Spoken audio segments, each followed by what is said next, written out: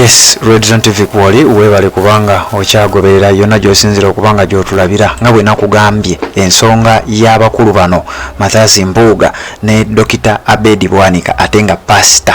Ebigambo bingi byogeddwa, ebintu bingi ebibaddewo, naye nkuleetedde information okusinziira ku kansala Mubiru James ono nga we Lubaga North nga gyakiikirira agamba nti waliwo information gyayagala okubanga abawa.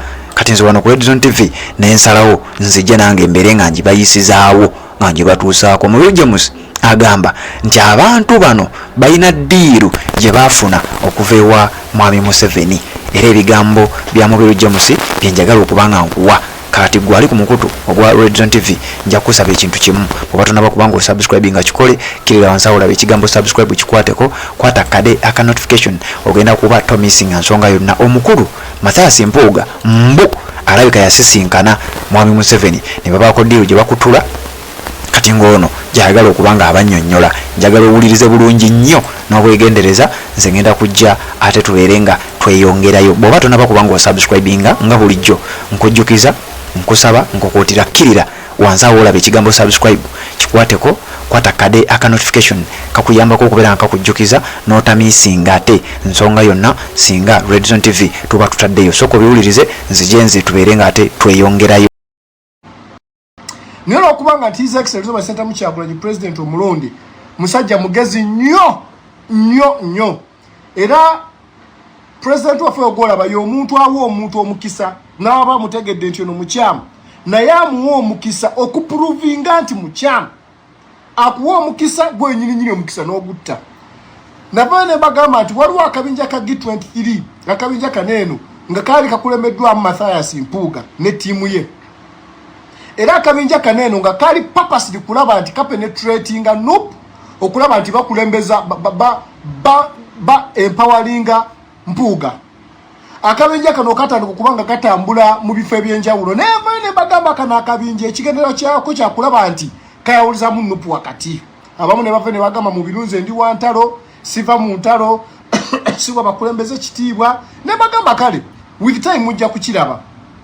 Neva ne bagamba nti Mathias Mpuuga wamu ne Abedi Bwanika balina ekigendererwa ekyokumakinga sure nti banafuya His Excellency Robert Ssentamu Kyagulanyi batandika okukola nga zituwa mu bintu mu bitundu bya Uganda byonna, era nga bafunye n'abakulembeze ababatambulirako. Abakulembeze baneeno papasiri yaabwe bali bagezako okulaga ensi nti ono ye mukulembeze era gwe twagala okulaba nti addira Bobi Wine mu bigere. Naye nga mission yonna yali yalukibwa ddala kuva mu State House. Nabagamba nti Bobi Wine y'omuntu Katonda gwe yasindika n'amuteekako favor, n'amuteekako amaanyi ge, n'amuteekako okuganja, n'amuwa amagezi. Bino byonna bagenda okubikola nga His Excellency Robert Ssentamu Kyagulanyi byonna yali abimanyi. Naye n'abawa omukisa n'agamba katubawa omukisa. Gobadde okimanyi nti His Excellency Robert Ssentamu Kyagulanyi olukulu yali yalutegeera agenda okwa Mpuuga obwa leader of opposition nga Bobi abimanyi. Era agenda okumuggyako n'amono ba commissioner. Okimanyi nti Mpuuga yagaba president waffe His Excellency Robert Ssentamu Kyagulanyi nti ngenda kuba nafuye nnyo naye nyamba at least nsigala kuba commissioner. President waffe okumanga ayina ekisa kingi newe yategeera nti Mpuuga amaze okubanga atulyamu olukwe yamukwata n'amuwa ba commissioner okumuwa omukisa omulala nti maybe omusajja we n'amuwa ba commissioner ajja kuddamu ye ku mutima adde ku mulamwa. Mr. Mpuuga ne ttiimu ye wafuna obwa commissioner akasajja kasigala kali munda bagenze bafunya milioni 5 ate nazo sente zezimanyikiddwa, sente nyingi ezizibbibwa nga Mathias Mpuuga n'Anita Amonge ne ttiimu ye nga bazikwata ne bazirya. Wuliriza bulungi papasi ya Mr. Mpuuga oba omulamwa gwe oba ekigendererwa kye si kyakulwanira muna Uganda. Papasi ya Mr. Mpuuga oba ekigendererwa kye si kyakulwanira muna Uganda, wabula papasi ya kumakinga sure nti anafu ya National Unity Platform sharing a video. Bino nabibagamba dda sharing a video.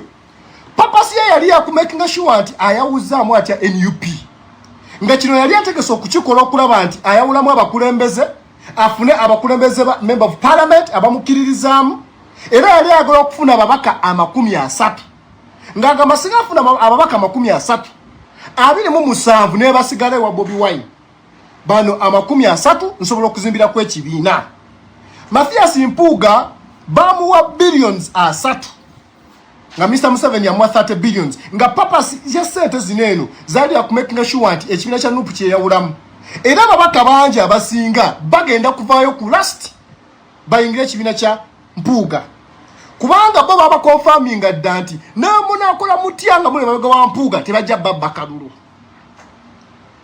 wuliriza bulungi Mathias Mpuuga atwana Mr. Museveni namugamba nti nze kasita bilioni 3 nzifunye nenda ababaka banga bagenda okujja nkimanyi abantu bagenda batebabakiririzamu naye kyenjagala kwe kumakinga sure nti opa assurance nti ababaka bana bagenda okujja nangi abagenda okuba rebellious eri ekibiina kya NUP neba nabafunye obululu bubiri njagala confirming Mr. Museveni nti bajja kulayira era bajja kubalangirira sharing a video Mr. Museveni nga mwaye assurance nga amugamba amazima njagala okutegeeza bajja kubalangirira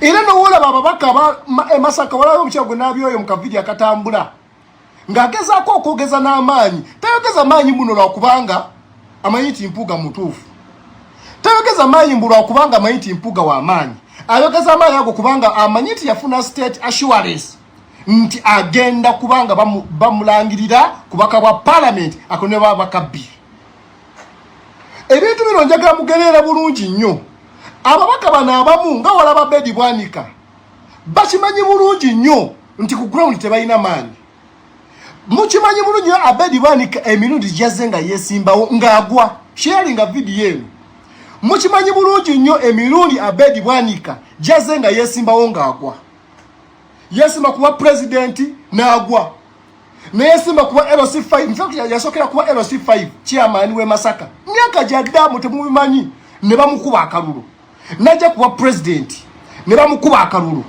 his excellency Robert Center Kyagulanyi namwe empoweringa leero ali mu parliament niyo kubanga Abedi Bwanika yo mulimu gwe gwa kumakinga sure nti anafu ya kibiina ali ku mission ne Mpuuga kumeka sure nti bapizinga Mr. Museveni baba wa 30 billion ne baba shualinga nti mweka kikagwake ketonye mugenda kuddayo mu parliament fenga tuli mu lutabalo lokula ntunule gwanga na Uganda ababaka abo bali mu kulwanya biwombo bya mmere ababaka abo bali mu lutalo kulaba nti bada mu parliament kunafu ya NUP era nyo bategeeza baba subiza n'ebifo byaba minister baba subiza ne babagamba mwesinga mulatukoera omuzanyo guno bulungi ne mwawuzaamu Buganda ekibiina kya NUP nekitaddamu kufuna babaka kye byafuna mu Buganda tugenda kubawa obwa minister Mpuuga bamusubiza obwa prime minister Abedi Bwanika ne bamusubiza obwa minister of agriculture something agriculture bana babaka babaya ne babasubiza ebifo era nabo nga babawo bwa minister kati uliriza njaga mutegere nti waliyo DP era Museveni information yemu gye yagamba Mau nti gwe ngenda kufunira babaka ngenda ababaka abo bonna ndetira ngenda kubawo obwa minister era ba members aba DP aba ngenda bafula ba RDC abamba fule ba ambassador Mpuuga Mau nakwata nali amolukwe ekibiina kya DP Museveni yali amanyi nti Mpuuga engeri yakola Mau gye yakola mu DP nti ne Mpuuga bwagenda okukola mu NUP n'atamanya nti NUP eyina ba revolutionary fighters kyatategeera nti National Unity Platform eyina bakabajja baayo eyina bafutusoja baayo eyina abantu abeerowoleza sharinga video eno mwana wa mama tambuza video eno information mwino gitegeera ne bagamba Abedi Bwanika gwogera kufuka mouthpiece waffe ku radio ne ku TV era nyo bategeeza TV ezisinga zonna zili funded by the regime buli TV yona gyolabanga kuliko Lwamushana kuliko Abedi Bwanika kuliko abomulaba batava ku TV nga almost buli weekend balina program ezili fixed ng'omulamo gwabwe befula bali abavuma government naye atenga eno balumba pate yaffe ya NUP abo bonna bali ku musaala ezo zonna TV ezisinga bazisasula buli mwezi kyovulaba president waffe Bobi Wine togenda kumulaba nga bamukyaza ku zi TV ezimu kubanga tebaagala anafuye bibaba amaze okubanga bateeka mu bantu. Abedi Bwanika yomu mouthpiece gwe bateekawo okumakinga sure nti at least atambuza enjiri eno nga ye papase kumakinga sure nti mu Buganda ababuzaabuza bakozesa ebigambo bino. Mwe muli babiri abisiyaga, mwe muvuma Katikkiro, mwe muvoola Obuganda nga kye bakimanyi bulungi nnyo ebigambo bagenda okukozesa. Kali kye yaffe tebyagala, kali kye yaffe ejagamba ne wammanno Obuganda nedda nenga papasi yabo bakoza kiwa cha divide and rule nga bagala okulaba nti bakwata banene abantu abakuze mu myaka babakwata obwongo bana abantu abakuze mu myaka bagende mu baana babwe n'abazzukulu babagame mulaba ekintu kino si kituufu.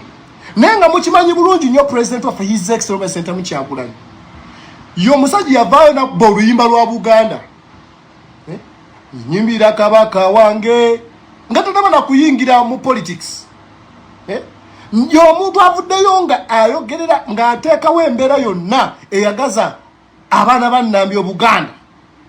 Niyo okubanga ati bana abasajja tageti yaabwe yonna yonna akumetenesho kuba bakimanyi bulungi nti singa nopu tugijjako Obuganda tujja batugimaze yewe papasi ya Museveni kyekigendera kye kyovula bakozesezza baneenu abaagala ebiwombo by'emmere abaagala ebyamangu bampuuga ba Abedi Bwanika waliwo nayo omukyalo oyo mwede n'erinnyo oyo omukyala wa Woman MP weye Masaka n'abalala bagenda kuvaayo nga baagala okumakinga sure nti at least ebitundu 5 ku buli 100 bobo etu bimujjeko mu Buganda naye ne bateerabira nti abantu bannayuganda beerowooleza, bannayuganda tosobola kubawuddisa, bannayuganda bamanyi ekyokukola, bannayuganda si bye bantu bewalimbangedde emyaka 2 kati buli omu yeerowooleza amanye ekituufu.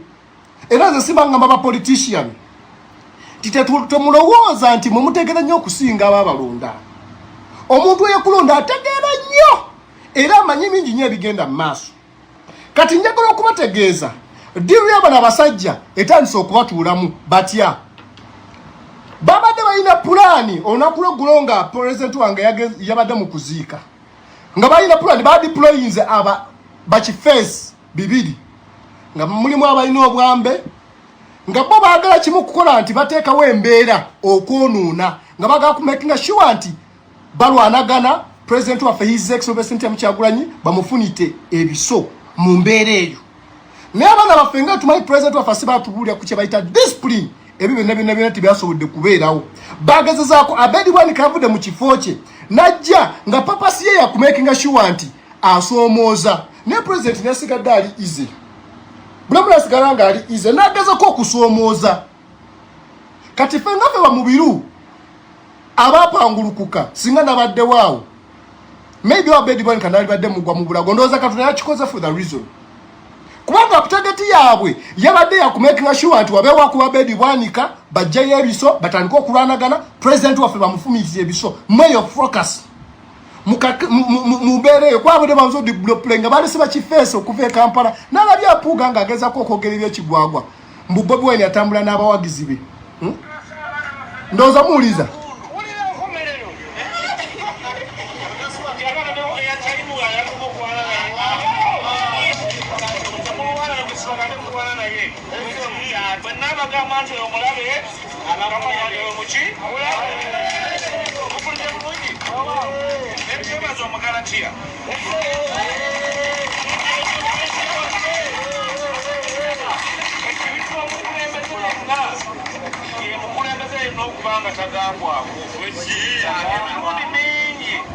tugambye muto waffe Kyagulanyi tulina otawona Bwakabaka tolwana na bukyala bantu batyobola Katikkiro ajja kuwulira tetumugamba tetulwana na Bwakabaka etulina kyabyabufuzi tetulina kyetuvuganyako na Bwakabaka. Bwakabaka bwa Buganda tuli waggulu wa kibiina kyabyabufuzi kyonna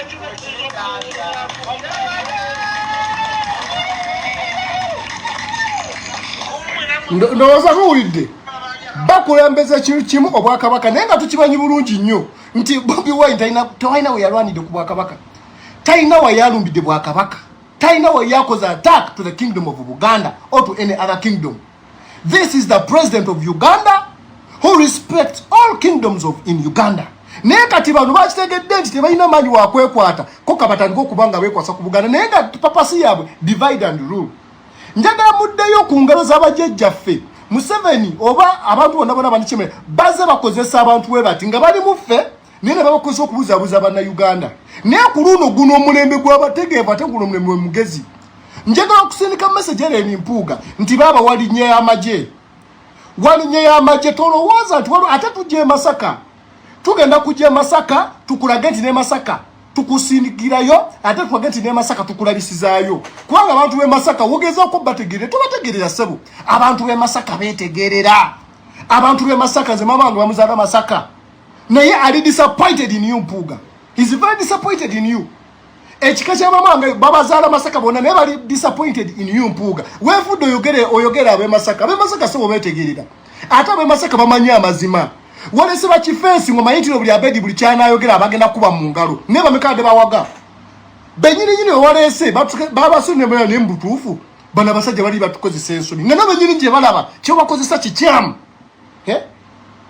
njagala okutegeeza tukimanyi bulungi ogenda kule kibina kye kyebyo bufuzi nga kiri funded by Mr. Museveni ode baba ko 30 billion nende okutegeeza sigwa sose eno bagita people power movement muganda wange.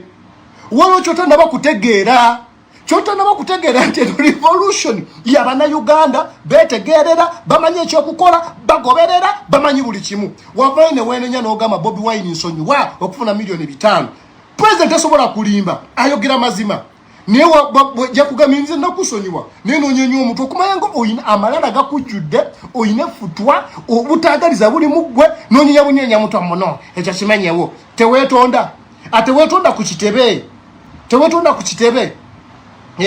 Lokoza president munange ye mukulembeze. Abo ziyali badda akulabisa naje ne bu video ne bu audio nga wetonda. Ozaka tubina.